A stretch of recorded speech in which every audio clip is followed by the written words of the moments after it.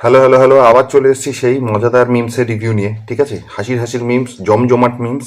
দেখতে থাকো, সাথে থাকো, আর এনজয় করতে থাকো। দেখো কিরকম লাগে। চলো, বেশি কথা না বলে শুরু করা যাক।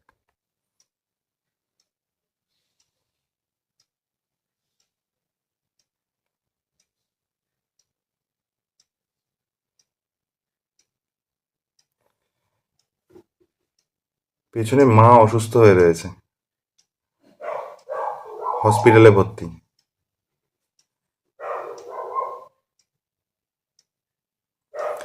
এই রিলসটা, এই মেয়েটা, এর মা যখন হসপিটালে ভর্তি ছিল তখন এটা আপলোড করেছিল ইনস্টাগ্রামে।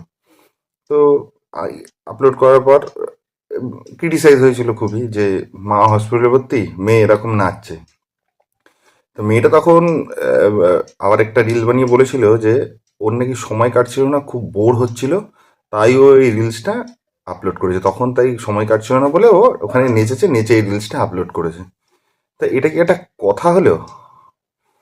কারোর বাড়ির যদি কেউ অসুস্থ হয়ে থাকে, কারোর বাড়ি কেউ অসুস্থ, হসপিটালে ভর্তি, তখন সে নাচবে? হয় এটা? কি জানি, হতে পারে হয়তো। জেনারেশন হয়তো এখন চলে এসছে, সময় হয়তো এমন চলে এসেছে। জেনারেশন বলা ভুল, হয়তো সময় এমন চলে এসছে। জেনারেশন খারাপ আসে না, ভালো খারাপ সবই থাকে, কিন্তু সময় তো এমন চলে এসছে যে কিছু ভিউজ পাওয়ার জন্য যে মানুষ যা ইচ্ছা তাই করতে পারে, যা ইচ্ছা তাই করতে পারে। ঠিক আছে, কি জানি, হতে পারে হয়তো।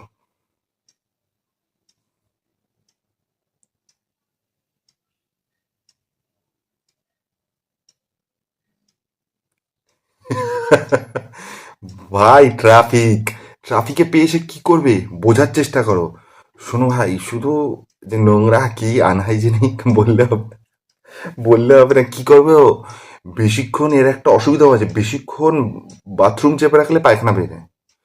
তখন তুমি বাথরুম করতে পারবে না, তখন তুমি দুদিক দিয়ে চাপ পড়ছে, কোনটা করবে বুঝতে পারো না। এটা করতে গেলে ওটা বেরিয়ে যেতে পারে। ঠিক আছে, পিচ্ছাপ তো নয় বেরিয়ে গেল, ঠিক আছে, কিন্তু পায়খানা বেরিয়ে গেলে তখন, রাস্তাঘাটে বাথরুমে তো করলে, নিজের বাথরুমে করলে কিংবা কোনো একটা বাথরুমে ঢুকে করলে তখন ঠিক আছে, কিন্তু রাস্তাঘাটে এটা বেশিক্ষণ চেপে রাখলে পায়খানা পেয়ে যায়, এটা কিন্তু সত্যি কথা। তখন কোনটা আগে করবে বুঝতে পারো না, এটা করতে যাও ওটা পক করে বেরিয়ে যেতে পারে। আর এই কতক্ষণে লাইন দিতে হবে ও তো জানে না, যে কতক্ষণ এখনো দাঁড়িয়ে থাকতে হবে এই জ্যামে, ট্রাফিক জ্যামে।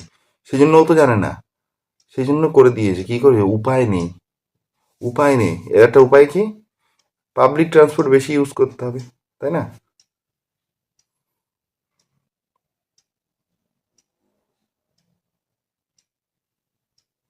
ছোটবেলার কথা মনে পড়ে যাচ্ছে ভিডিওটা দেখে।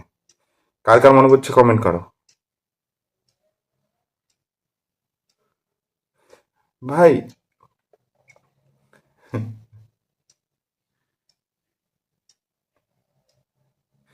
উম, যদি 70 জন মতো থাকে ক্লাসে, তো 7 8 জন 10 জন ম্যাক্সিমাম যারা আছে যে সব ঠিকঠাক লিখবে, তারা জমা দিয়ে দেবে।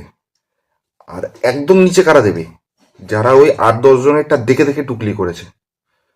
ঠিক আছে, আমরা এটা করতাম, যারা ওই 8 10 জনেরটা দেখে দেখে টুকলি করেছে তারা সবার নিচে দেবে। আর তারা সবার পরে ওই খাতা জমা দেবে, আগেই দেবে না।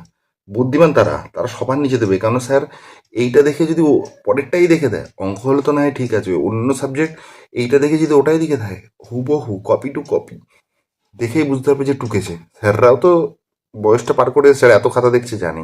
আর মাঝখানে কারা দেবে? আমাদের মতো, আমাদের মতো যারা কিচ্ছু জানে না, যাদের শুধু আইডিয়া আছে, যারা যারা জানে তাদের থেকে ব্যাপারটা শুনেছে, শুনে নিজের মতো করে লিখেছে, তারা দেবে মাঝখানে। ঠিক আছে, পিটাও খাবে, পিটানোও খাবে, গালাগালও খাবে, পানিশমেন্টও নেবে, কান ধরা, মুরগি হওয়া সবই হবে, তারাই পড়বে মাঝখানে আমাদের মতো। ঠিক আছে, যারা পড়াশুনোও করে যায়নি, আর সুযোগ পায়নি টুকলি করার, ইচ্ছা হয়তো ছিল কিন্তু সুযোগ পায়নি টুকলি করার, আমাদের মতো তারা দেবে।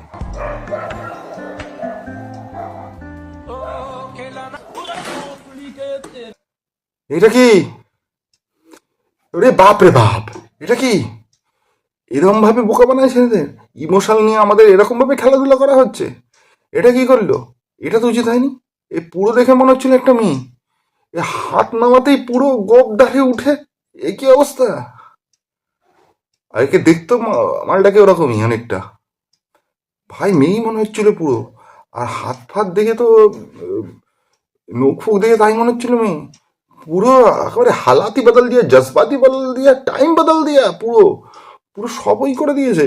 এটা কি এই রে, এরম ভাবে বোকা বানানো উচিত না ছেলেদের। এইভাবে ছেলেদের মন ভাঙছো তুমি।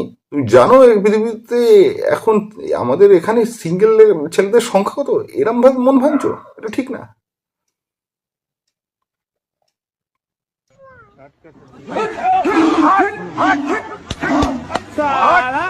কুত্তার বাচ্চা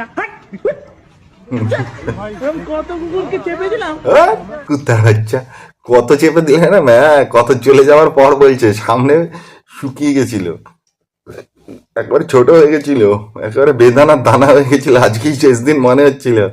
ওখানে শুধু ওখানে নিবাই গার্ডটা যে ছিল ওদের সাথে, ওদের সাফারিতে যে গার্ডটা ছিল সে জানে, তাদের ট্রেনিং দেওয়া হয় যে এরকম পরিস্থিতি আসলে কি করা উচিত না উচিত।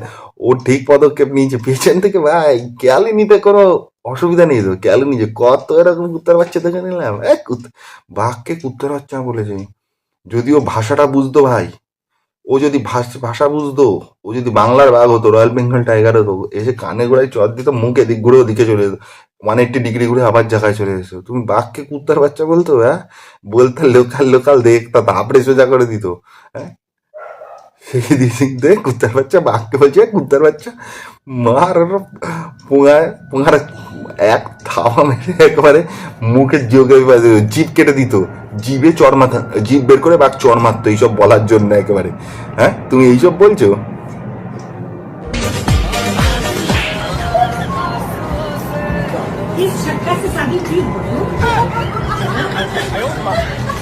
কারোর শাশুড়ি যদি না হয়, হ্যাঁ মেয়েটা হেভি খুশি, ওর শাশুড়ি নিজের ছেলেকে এরকম বলছে, মানে হিন্দিতে বলছে, আমি বাংলা বলছি, কোন ছক্কার সাথে তুই বিয়ে করেছিস রে? হ্যাঁ, একটা ছক্কাকে বিয়ে করেছিস তুই?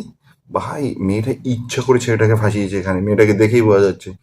ওর শাশুড়িকে বলেছে এই সময় আসো, আর ছেলেটাকে কনভিন্স করেছে যাতে ও ড্রেস পরে আসে, কনভিন্স করে আসে।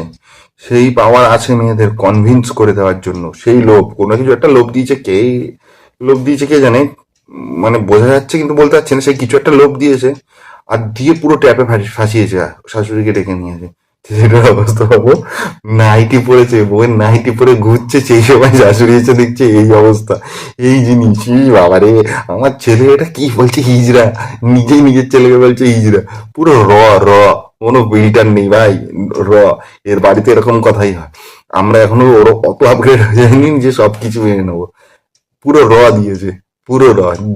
দারুন দারুন, অসাম অসাম শাশুড়ি, তার অসাম রিয়াকশন, দারুন দারুন, হেভি দিয়েছে। ভিডিওটা ভালো লাগলে চ্যানেলটা অবশ্যই সাবস্ক্রাইব করো, অবশ্যই অবশ্যই সাবস্ক্রাইব করো, আর লাইক কমেন্ট শেয়ার করো, আর কমেন্ট করে জানাও কেমন লাগছে। Thank you.